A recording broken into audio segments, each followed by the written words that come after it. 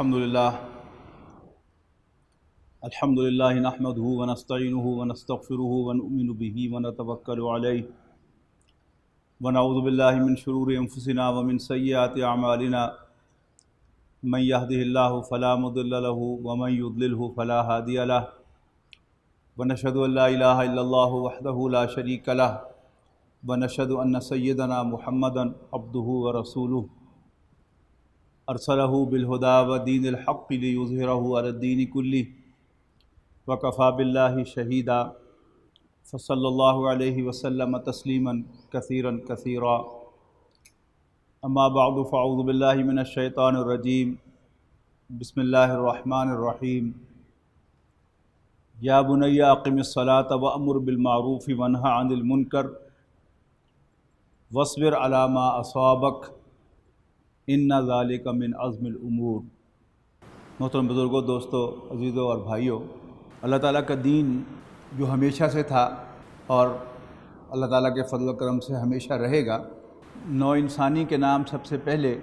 حضرت آدم علیہ السلام کے ذریعے سے آیا۔ حضرت آدم علیہ السلام کا قصہ جو بھی ابلیس اور حضرت آدم کے درمیان واقعات پیش آئے، اس کو تو قرآن مجید نے بڑی تفصیل سے بیان کیا ہے اور وقفے سے بیان کیا ہے، لیکن نوع انسانی کے لیے حضرت آدم علیہ السلام کیا تعلیمات لائے تھے اس کا کوئی ذکر ہمیں نہیں ملتا۔ قرآن مجید نے جس پیغمبر، جس رسول کی تعلیمات کا بار بار اور تفصیل سے ذکر کیا ہے وہ حضرت نوح علیہ السلام ہے۔ حضرت نوح علیہ السلام آدم ثانی بھی کہلاتے ہیں، اس لیے کہ ان کے بعد انہی کے 3 بیٹے اس دنیا میں رہے اور انہی کی اولاد اس پوری دنیا میں پھیلی۔ یہ سامی النسل، یہ ان کے بیٹے سام سے اس کی اولاد ہے، اور دوسرے بیٹے ان کے حام ہیں جن سے دوسری نسل حامی النسل جسے کہتے ہیں وہ مراد ہے، اور یافس ان کے تیسرے بیٹے تھے جن کی اولاد جو ہے پھر خیال کیا جاتا ہے کہ وہ یاجوج و ماجوج جو تھے ادھر وہ سارے ان کی اولاد تھے۔ یہ مختلف آراء ہیں اس کے سلسلے میں، لیکن جو سب سے کامن رائے ہے وہ ہے۔ حضرت آدم علیہ السلام، حضرت ہود علیہ السلام اور حضرت صالح علیہ السلام، یہ 3 پیغمبر ہیں جو یکے بعد دیگرے آئے ہیں، اور ان تینوں کی تعلیمات تقریباً ایک جیسی ہیں، جن کا خلاصہ یہ ہے کہ اے میری قوم، اللہ تعالیٰ کی بندگی کرو، اس کے سوا کوئی تمہاری عبادت کے لائق نہیں ہے۔ میں تمہاری طرف بھیجا ہوا اللہ تعالیٰ کا ایک ٹرسٹ وردی پیغمبر ہوں، بس اللہ سے ڈرو اور میرا کہنا مانو۔ یہی تعلیم حضرت نوح نے دی، یہی تعلیم حضرت ہود نے دی، اور یہی تعلیم حضرت صالح نے دی، اور آگے چل کر بھی یہ تعلیم جو ہے یہ رسول اللہ صلی اللہ علیہ وسلم تک مسلسل ہے۔ البتہ حضرت لوط علیہ السلام جو حضرت ابراہیم کے بھتیجے یا کزن تھے، لیکن بہرحال عمر میں چھوٹے تھے، ان سے پھر ایک نئے دور کا آغاز ہوا، اور وہ دور تھا نہی عن المنکر کا، یعنی برائی سے روکنا۔ کہا جا سکتا ہے کہ حضرت نوح، حضرت ہود، حضرت صالح علیہ السلام نے بھی شرک سے منع کیا۔ شرک جو ہے یہ عقیدے کی برائی ہے، رسولوں کا انکار یہ بھی ایک عمل ہے، یہ بھی عقیدے کی برائی ہے، لیکن معاشرتی برائیاں ان سے نہیں، ان سے روکنے کا عمل حضرت لوط علیہ السلام سے شروع ہوا۔ حضرت لوط علیہ السلام ایک ایسی بستی کی طرف بھیجے گئے جس کے رہنے والے ایک انتہائی قبیح معاشرتی برائی میں مبتلا تھے، اور وہ تھا عورتوں کی بجائے مردوں میں جنسی خواہش کو تلاش کرنا، جنسی خواہش کی تسکین حاصل کرنے کی کوشش کرنا، یعنی ہم جنس پرستی جسے آپ کہتے ہیں۔ تو حضرت لوط علیہ السلام نے ان بنیادی تعلیمات کے ساتھ کہ جو حضرت نوح، حضرت ہود اور حضرت صالح علیہ السلام نے بھی پیش کی تھی، اس برائی کو بھی خاص ٹارگٹ کیا اور بڑے صاف الفاظ میں انہیں منع کیا اس برائی سے۔ ریزنٹمنٹ ہوئی، انہوں نے حضرت لوط علیہ السلام کو رسول ماننے سے ہی انکار کر دیا، اس برائی کو بھی انہوں نے ترک نہیں کیا، اور اللہ تعالیٰ نے ان کا امتحان اور سخت کر دیا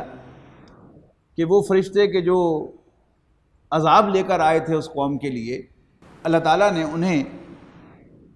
ٹین ایج لڑکوں کی شکل میں، یعنی انتہائی ہینڈسم ٹین ایج لڑکوں کی شکل میں، جو ایسے لوگوں کا سب سے دل پسند ہوتا ہے معاملہ، اس شکل میں ان کو بھیجا حضرت لوط علیہ السلام کے مہمان بنا کر۔ اور بستی میں داخل ہوتے ہوئے جب انہوں نے حضرت لوط کے گھر کا پتہ پوچھا تو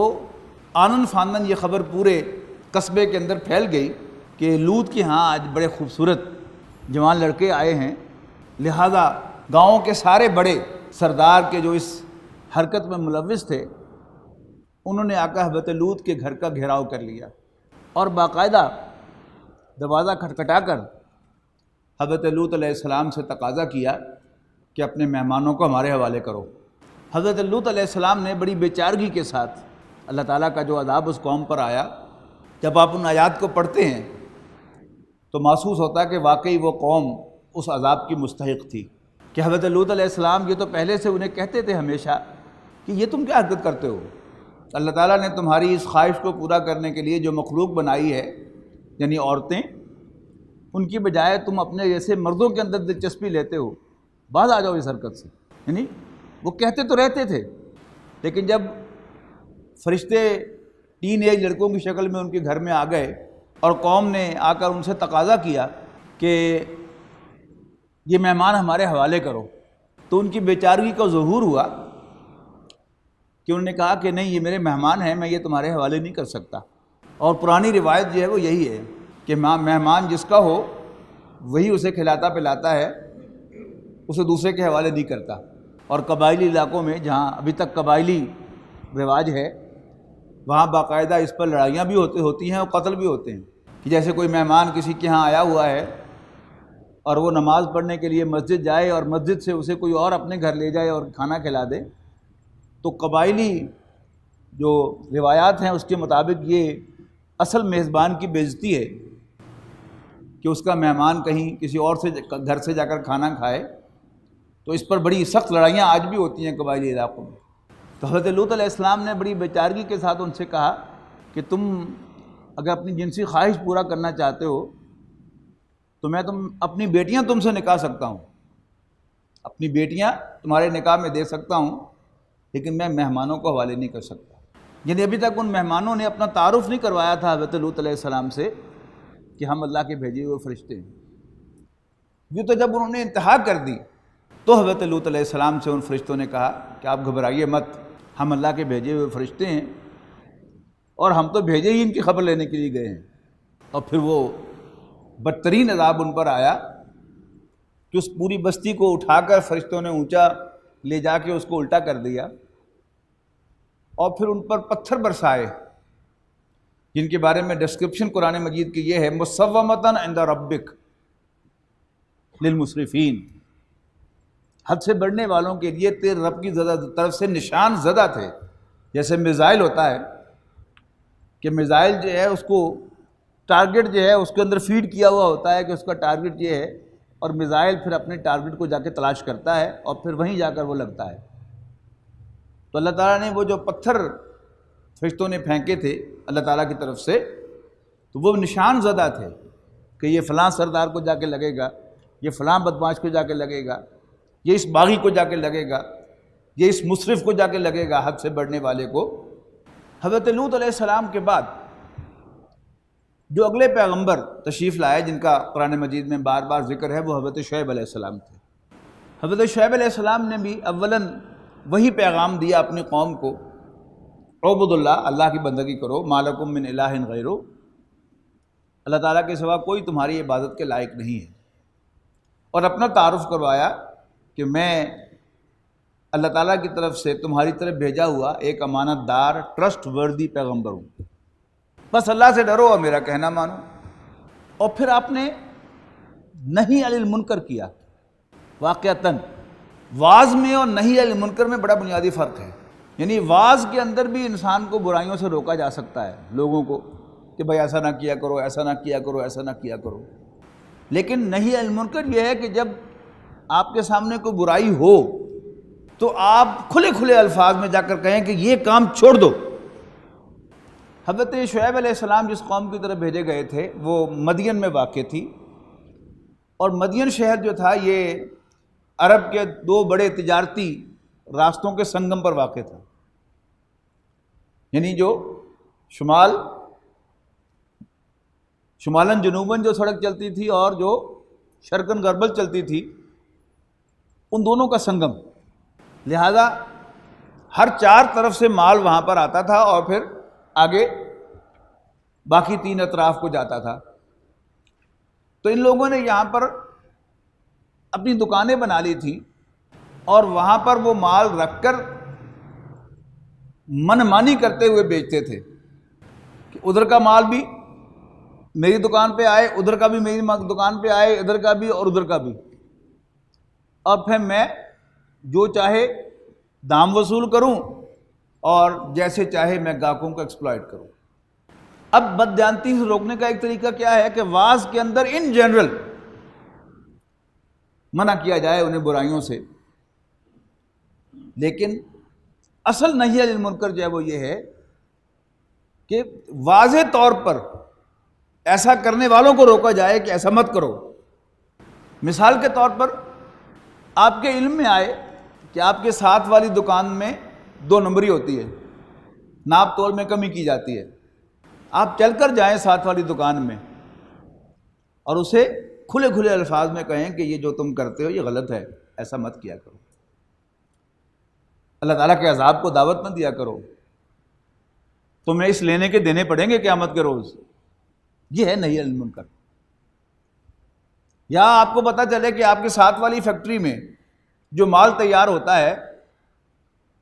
اس پر میڈ ان جاپان کی مہر لگائی جاتی ہے یا اس پر میڈ ان چائنا کا ٹیگ لگایا جاتا ہے، آپ جائیں چل کر ان کے پاس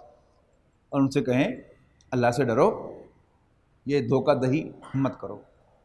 جب آپ واز کہیں گے تو اگرچہ جو بھی اس برائی میں ملوث ہوگا اسے وہ چیز کھٹکے گی صحیح، لیکن اس کے باوجود ہو سکتا ہے کہ وہ آپ کے ہاتھ وات بھی چوم لے اور آپ کو بڑی عزت بھی دے۔ لیکن جب آپ باقاعدہ نہی عن المنکر کریں گے اس کے پاس جا کر تو پھر ریئیکشن وہی ہوگا کہ جو حضرت شعیب علیہ السلام کو اور حضرت لوط علیہ السلام کو فیس کرنا پڑا۔ حضرت لوط علیہ السلام سے ان کی قوم کے سرداروں نے کیا کہا، اور یہ بات ذہن میں رکھیے گا کہ سیرت انبیاء کا یہ ایک بڑا اہم باب ہے، اس کو ضرور سمجھنا چاہیے کہ انبیاء کرام نے ہمیشہ قوم کو مخاطب کیا، یا قومی یا قومی یا قومی۔ ان پر اعتراض وارد کرنے والے قوموں کے سردار ہوتے تھے۔ قال الملأ الذین کفروا، کافروں کے سردار کہنے لگے، وقال الذین استکبروا، کہنے لگے وہ لوگ جنہوں نے تکبر کیا تھا، بڑے چودھری بڑے سردار۔ تو انبیاء کرام ہمیشہ قوم سے خطاب کرتے تھے لیکن قوم جواب نہیں دیتی تھی، سردار آبجیکشن ریز کرتے تھے، کنسرن ظاہر کرتے تھے، مقابلہ کرتے تھے، اعتراضات کرتے تھے، ان سے بحث کرتے تھے۔ تم ہی رہ گئے ہو نا اللہ کے پاس نبی بنانے کے لیے، رسول بنانے کے لیے۔ کبھی کسی کو کہا کہ یہ پاگل ہو گیا ہے، اس لیے کہ نبی بات بڑی معقول کرتا ہے، بڑی پتہ کی کرتا ہے، تو ہر آدمی کا دل ٹھکتا ہے کہ ہاں ہی از رائٹ۔ اب اس کو زائل کرنے کے لیے وہ اللہ کے پیغمبر ہی پر پاگل ہونے کا الزام لگاتے تھے، اور یہ بڑا کامن فیچر ہے، آج بھی ایسے ہی ہوتا ہے، ہم بھی ایسے ہی کرتے ہیں۔ جب بھی اس علاقے میں کوئی دین کا کام کرنے والا آئے گا تو آپ لوگ جو میرا خطبہ سننے کے لیے اہتمام سے آتے ہیں یا قرآن اکیڈمی کی کلاسز آپ جوائن کرتے ہیں، اب مجھ سے آ کر ضرور پوچھیں گے کہ جی فلاں صاحب جو درس دے رہے ہیں ان کے بارے میں کیا خیال ہے۔ اگر تو میری نیت درست ہوگی اور میں یہ کام اللہ کے لیے کر رہا ہوں گا تو میں کہوں گا کہ ہاں وہ بھی دین کی خدمت کر رہے ہیں۔ اگر میرے پاس کوئی ایسی چیز واقعی نہیں ہے، فرض کیجیے یہاں پر کوئی قادیانی یا منکر حدیث وہ آ کر کوئی اپنی دکان چمکائے تو میرا اخلاقی فرض ہے کہ آپ کو بتاؤں کہ وہ خطرناک آدمی ہے، آپ اس کے پاس نہ جائیں۔ لیکن اگر کوئی شخص واقعی دین ہی کی ایک خدمت کر رہا ہے اور محسوس بھی ہو کہ مجھ سے بہتر بیان کرتا ہے تو مجھے کھلے دل کے ساتھ کہنا چاہیے کہ ہاں وہ مجھ سے بہتر بیان کرتا ہے، آپ جائیں اس کی بات کو سنیں، اس کے خطبات سنیں، لیکن عام طور پر ایسا نہیں ہوتا۔ یعنی جیسے شیطان ہر انسان کے ساتھ ہے، وہ اہل علم کے بھی ساتھ ہے، قرآن مجید کا درس دینے والوں کے بھی پیچھے لگا ہوا ہے، جو خطبہ جمعہ دینے والوں کو بھی پیچھے لگا رہتا ہے۔ تو کیفیت وہ ہو جاتی ہے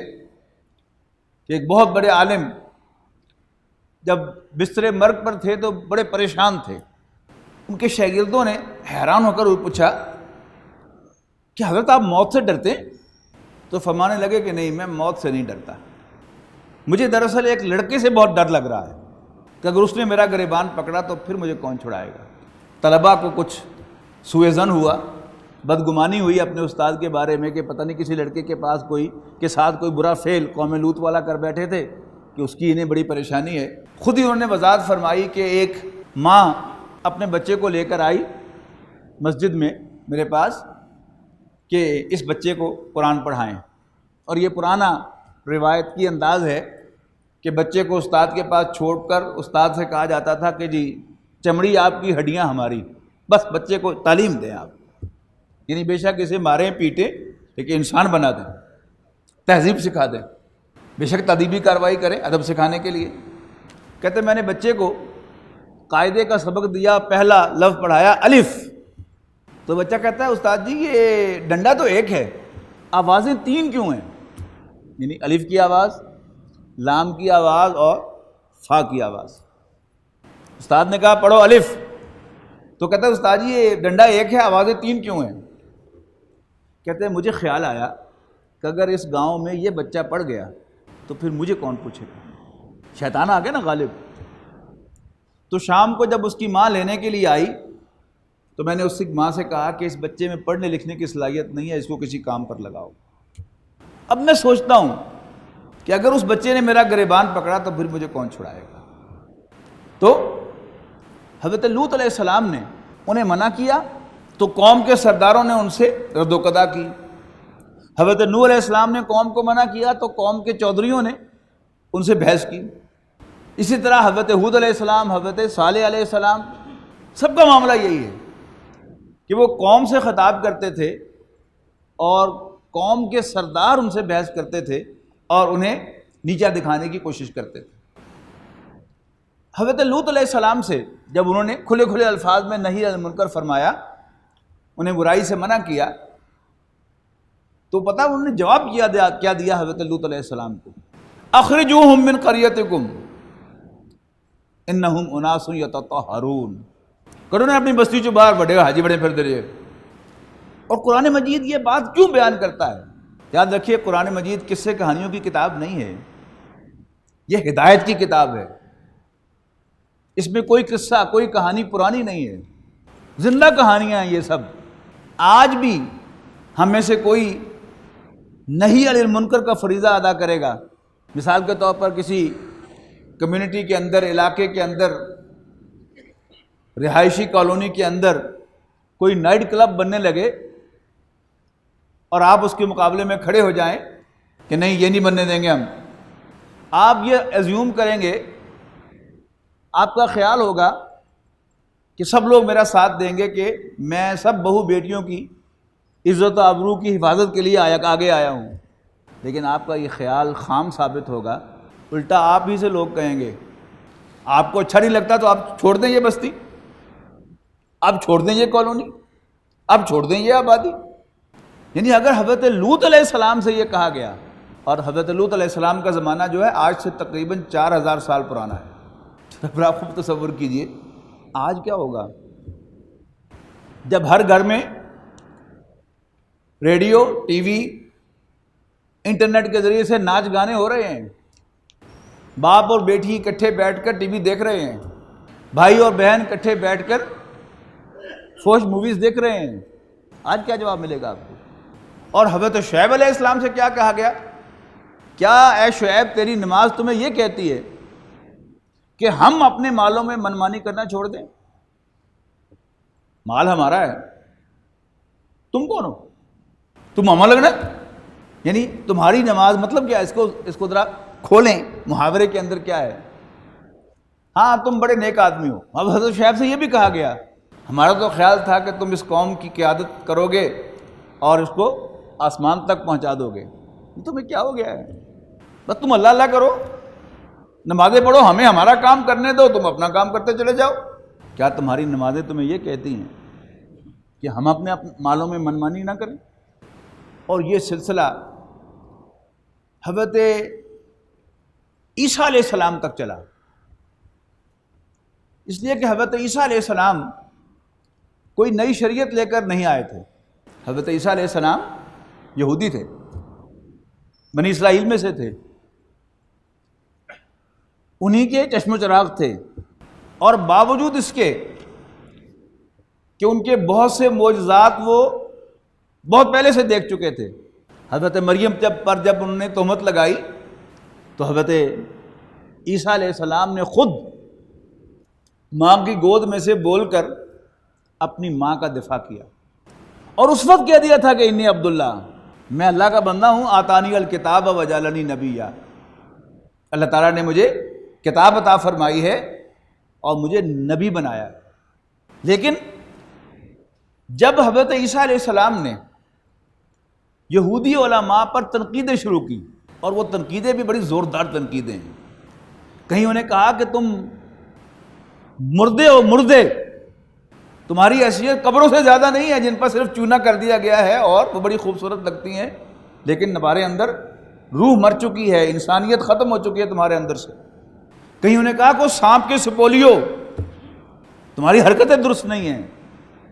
تم کس طرح سے دین کا مذاق اڑاتے ہو، تم نے کیسے تورات کے اندر تحریفیں کی ہیں۔ نتیجہ کیا نکلا کہ رومن امپائر میں ایک انڈرسٹینڈنگ تھی یہودی علماء کے درمیان،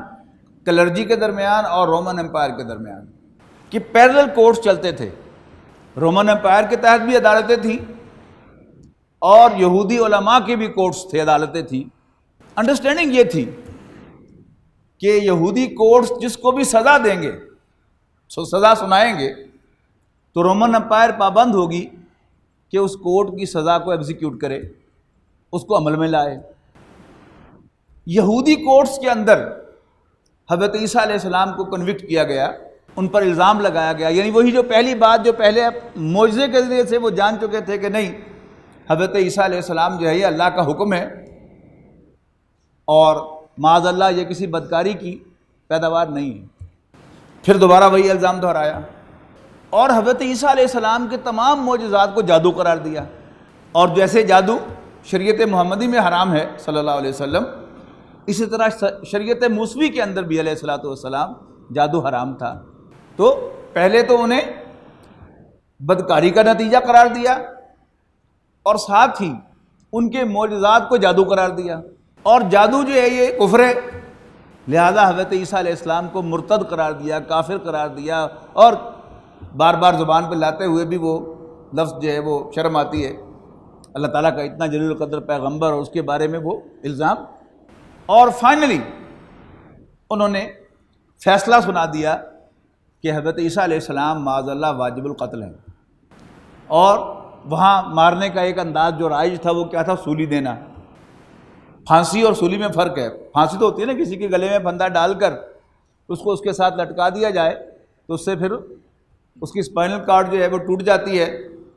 اور پھر اس سے موت واقع ہو جاتی ہے، جبکہ سولی دینا جو ہے یہ ایک بہت زیادہ دردناک طریقہ ہے کسی کو مارنے کا۔ وہ کیا ہے؟ جیسے وہ آپ دیکھتے ہیں نا عیسائیوں کا نشان جو کراس ہے، اس میں ایک لمبی بار ہوتی ہے جو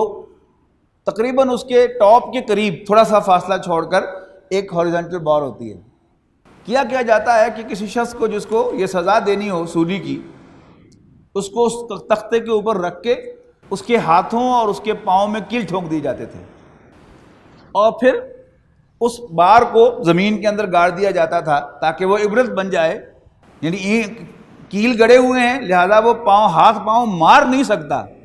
لیکن وہیں پر وہ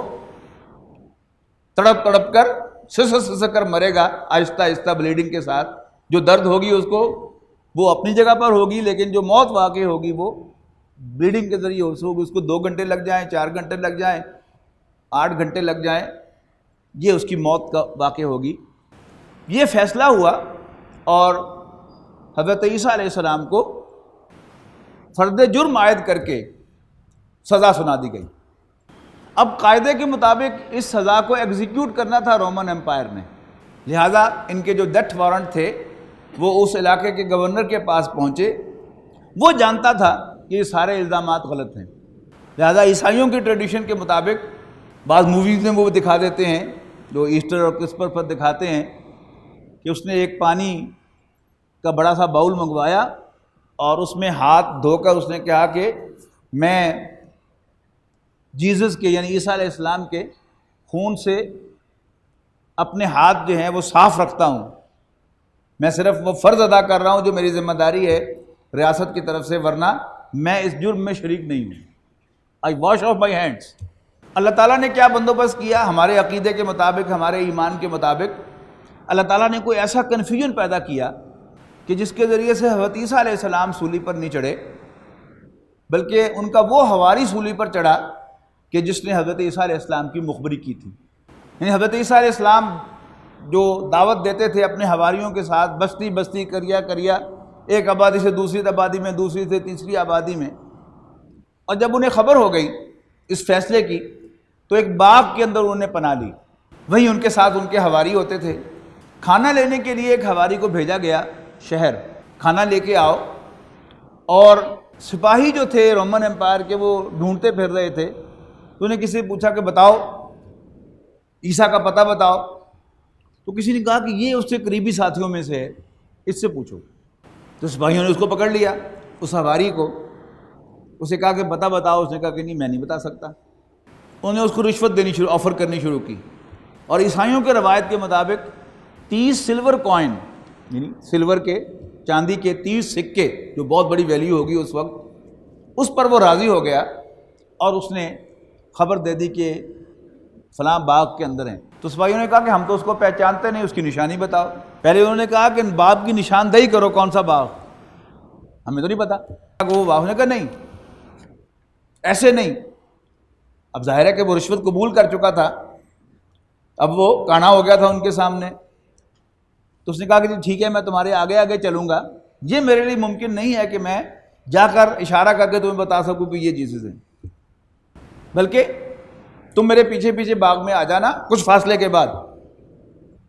بس نشانی یہ ہے کہ جس کو سب لوگ آقا کہہ کر بلا رہے ہوں وہی عیسیٰ ہوں گے۔ تو اللہ تعالیٰ نے اس کی شکل کو حضرت عیسیٰ کی شکل سے بدل دیا۔ حضرت عیسیٰ علیہ السلام باغ کے کونے میں ایک حجرے کے اندر عبادت میں مصروف تھے، تب اس کی چونکہ شکل بدل چکی، اس کو نہیں پتا کہ میری شکل بدل گئی ہے،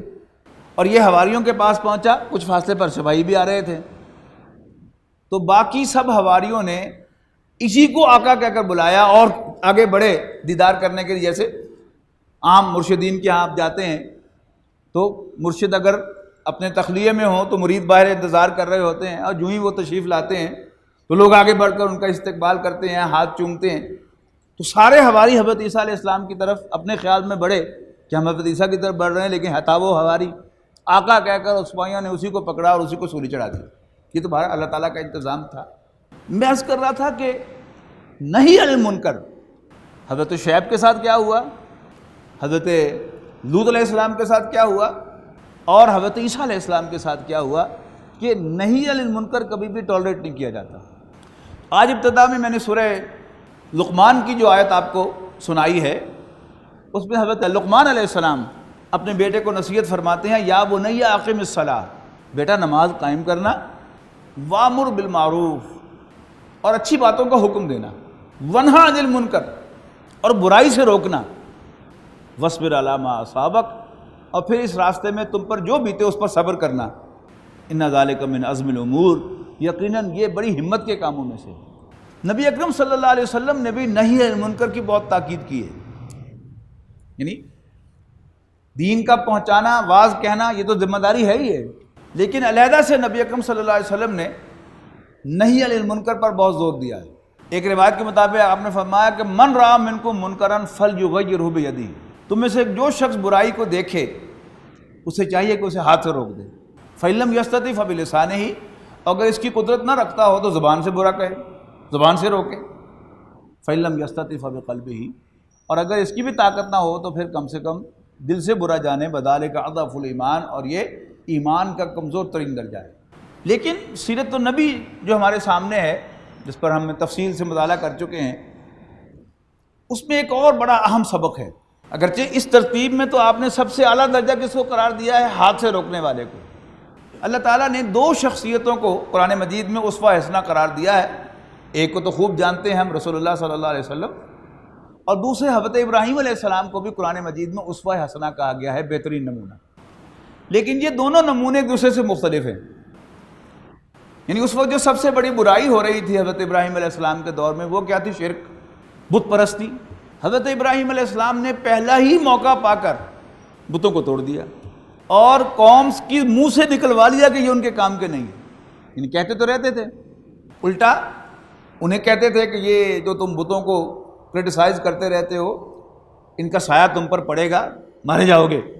تو حضرت ابراہیم علیہ السلام نے کام کر کے دکھا دیا۔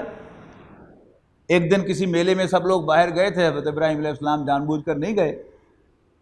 اس لیے کہ ویسے کوئی شریف آدمی ایسے میلوں میں جا بھی نہیں سکتا۔ تو نے کہا میری طبیعت نہیں ٹھیک، میری طبیعت آمادہ نہیں، I am not feeling well. جب چلے گئے سب لوگ تو وہ ہتھوڑا لے کر گئے اور ون بائی ون سارے بت توڑ دیے۔ اب جب وہ رات کو واپس آئے گاؤں کے لوگ،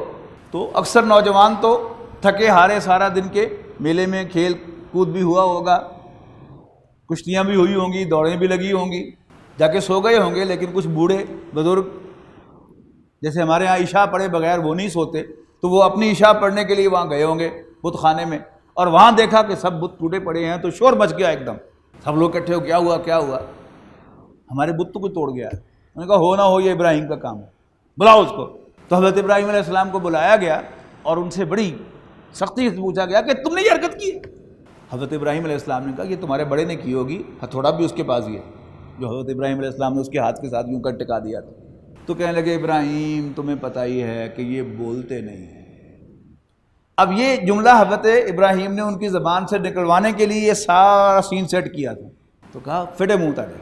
اف لکم وما تعبدون، فٹے منہ تاڑے بھی تھے، تاڑے معبوداں دے بھی۔ جو بول نہیں سکتے، اپنی حفاظت نہیں کر سکتے، تمہارے خدا کیسے ہو سکتے؟ لیکن کیا آپ سمجھتے ہیں کہ وہ لوگ وہ پتھر عارضی طور پر کم سے کم جوڑے بغیر اور اپنے بتوں کے سامنے ہاتھ جوڑے بغیر سو گئے ہوں گے؟ نہیں۔ نبی اکرم صلی اللہ علیہ وسلم نے ہمارے لیے جو اسوہ چھوڑا ہے وہ بڑا زبردست اسوہ ہے کہ آپ نے 13 سال تک مکہ مکرمہ میں اسی کعبے کی طرف رخ کر کے نماز پڑھنے کی کوشش کی جس کے اندر 360 بت تھے۔ انہیں کرٹیسائز کیا، مارے کھائیں اس پر صحابہ کرام نے ان پر تنقید کر کے، لیکن توڑا نہیں ان کو، اور ساری جد و جہد کی اصل میں ان بتوں کو توڑنے کے لیے ہی۔ اس لیے کہ جب مکہ مکرمہ فتح ہوا تو جو کام آپ نے کیا وہاں پر سب سے پہلے وہ کیا تھا؟ آپ نے بت توڑے، اور اب اس کو 1400 سال سے زائد ہو گئے، 1450 سال ہو گئے، ابھی تک بت کعبے میں واپس نہیں آئے۔ تو نہی عن المنکر، برائی سے روکنا، ہاتھ سے، زبان سے یا دل سے۔ ایک ترتیب تو یہ ہے کہ سب سے ہلکا نہی عن المنکر زبان سے ہے، دل سے، پھر اس سے زیادہ، اس سے سٹرونگ زبان سے، اور اصل ہاتھ سے۔ لیکن سیرت النبی کی روشنی میں یہ پتہ چلتا ہے کہ برائی کو جڑ سے اکھاڑنا جو ہے یہ ہے اصل کام۔ عارضی طور پر کسی برائی کو روکنے میں کامیاب ہو جانا جو ہے یہ اصل نہی عن المنکر نہیں ہے، یا اسوہ محمدی صلی اللہ علیہ وسلم کے مطابق یہ اسوہ نہیں ہے، بلکہ اصل نہی عن المنکر کیا ہے کہ زبان سے برائی کو برائی کہتے رہو، خواہ تمہاری زبان نوچ لی جائے تمہاری، لیکن برائی کو بالفعل ختم اس وقت کیا جائے کہ جب آپ کے پاس اتنی طاقت ہو کہ آپ پھر دوبارہ وہ برائی نہ ہونے۔ جیسے رسول اللہ صلی اللہ علیہ وسلم نے پہلے مکہ فتح کیا، اس کے لیے وہ پوری 21 سال کی جد و جہد اس کے پیچھے ہے، اور پھر آپ نے بت توڑے۔ تو آج بھی اصل میں امت کی جو اہم ترین ذمہ داریوں میں سے ایک ذمہ داری کیا ہے؟ نہی عن المنکر۔ واعظ بھی فرض ہے، نصیحت بھی فرض ہے، لیکن اس کے ساتھ ساتھ نہی عن المنکر کہ جو برائیاں ہیں انہیں باقاعدہ سنگل آؤٹ کر کے ان کو تنقید کا نشانہ بنانا، انہیں غلط کہنا، لوگوں کو اس سے روکنا، یہ ایک علیحدہ ذمہ داری ہے نہی عن المنکر۔ آخر دعوانا الحمدللہ رب العالمین۔